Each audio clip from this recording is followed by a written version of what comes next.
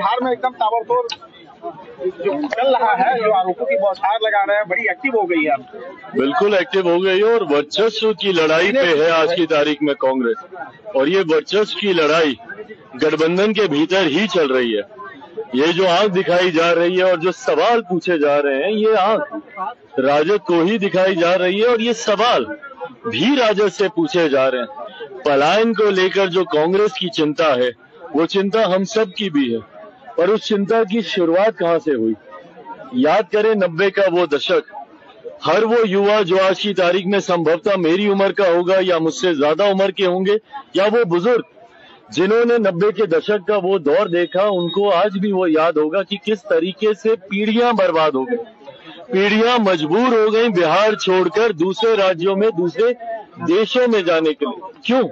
क्योंकि 90 के दशक में जिस तरीके से जंगल राज का माहौल राजद की सरकार में बना दिया गया, जहां आए दिन अपराध, बलात्कार, लूटमार, डकैती, दुकानें दिन दहाड़े लूट लेना, व्यापारियों की हत्या कर देना, ये एक आम बात बन गई थी। जिस तरीके से उस वक्त आम बिहारियों ने भयभीत होकर यहाँ से पलायन करना शुरू किया, उनकी आंखों में वो दुख आज भी दिखाई देता है। जब दूसरे राज्यों में या जब विदेशी दौरों पे जब मैं बिहारी डायस्पोरा से इंटरेक्ट करता हूँ, उनको तकलीफ है कि उसके बाद उनकी आने वाली पीढ़ियां कभी बिहार वापस लौट के जा ही नहीं पाई। मैं इतना धन्यवाद जरूर मुख्यमंत्री नीतीश कुमार जी का दूंगा कि उन्होंने अपने कार्यकाल के दौरान कम से कम उस नींव को तैयार किया, जिसको आने वाले समय में बिहार विधानसभा चुनाव के बाद प्रधानमंत्री नरेंद्र मोदी जी की सोच वाली सरकार के संरक्षण में अब उस व्यवस्था को और इतना मजबूत किया जाएगा कि न सिर्फ पलायन रुकेगा, बल्कि रिवर्स माइग्रेशन भी अब हम लोग शुरू करवाएंगे।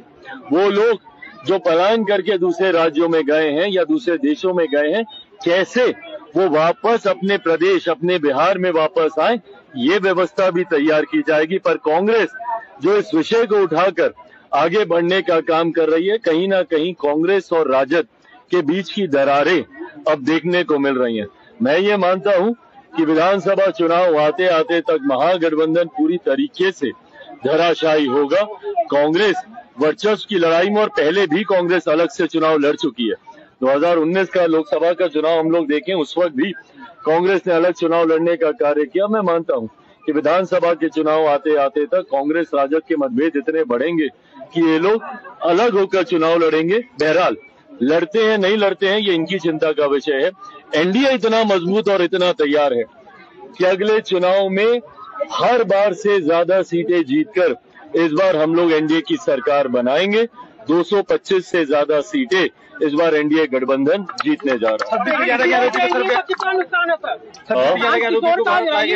26 से ज्यादा हम लोग आरोपी को भारत लाया गया, उस पर कांग्रेस ने बयान दिया है, जिसमें कहा है कि तोहफू राना का त्योहार मना रहे बीजेपी के लोग।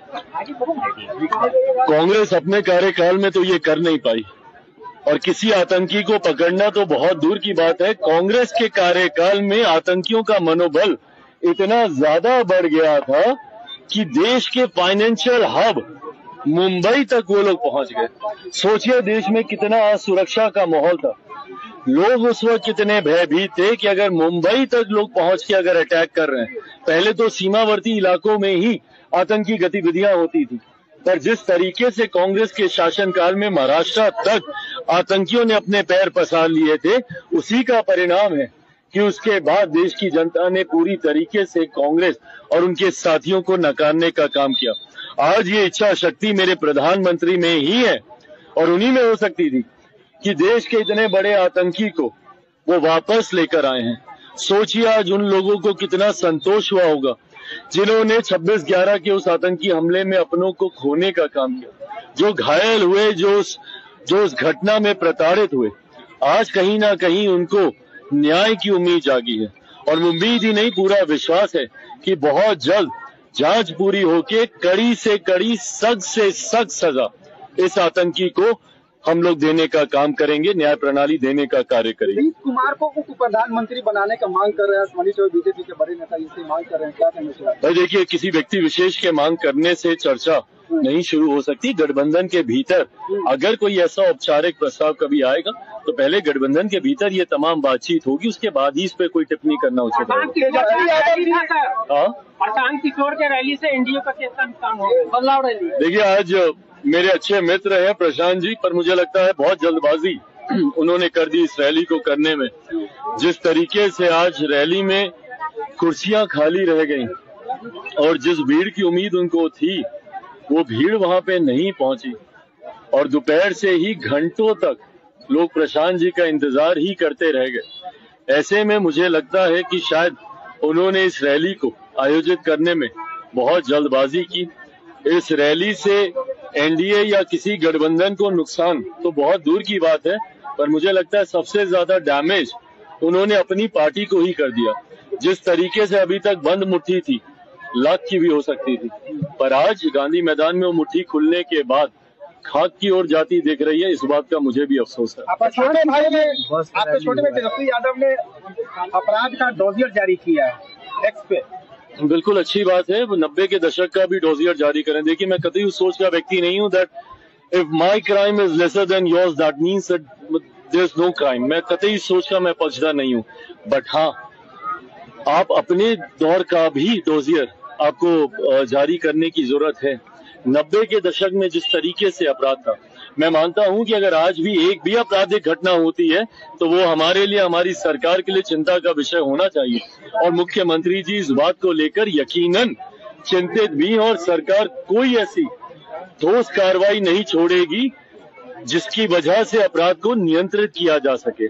पर जब विपक्ष इसको मुद्दा बनाकर राजनीतिक लाभ लेने का प्रयास करता है तो उनको अपना दौर भी याद होना चाहिए, किस तरीके से उनके समय में दिन दहाड़े आपराधिक गतिविधियों को अंजाम दिया जाता था। बहरहाल उन्होंने ये चिंता जाहिर की है, मैं भी उनकी इस चिंता के साथ सहमति रखता हूं, और इस अपराध को सरकार कड़े कदम उठाकर पूर्णतः नियंत्रित करेगी। मुख्यमंत्री जी पहले भी ये कर चुके हैं, उन्होंने लंबे समय तक अपराध को नियंत्रित करने का कार्य किया। चुनावी वर्ष होने की वजह से मैं मानता हूं कि चुनावी सोच से कई ऐसे असामाजिक तत्व हैं जो प्रदेश में पुनः एक अपराध का माहौल बनाना चाहते हैं। उन पर भी जल्द कड़ी कार्रवाई करके उनको भी नियंत्रित कर लिया जाएगा, ये मैं मानता हूँ। Thank you. कहा है कि अपने सबको कहा है कि 11 तारीख तक कोई गांजा का सेवन नहीं करेगा। गांजा के राज्य में शराब बंद है, इसलिए गांजा का सेवन नहीं करेंगे। 11 तारीख के बाद अब गांजा पी सकते। क्या मतलब हुआ इस बात का?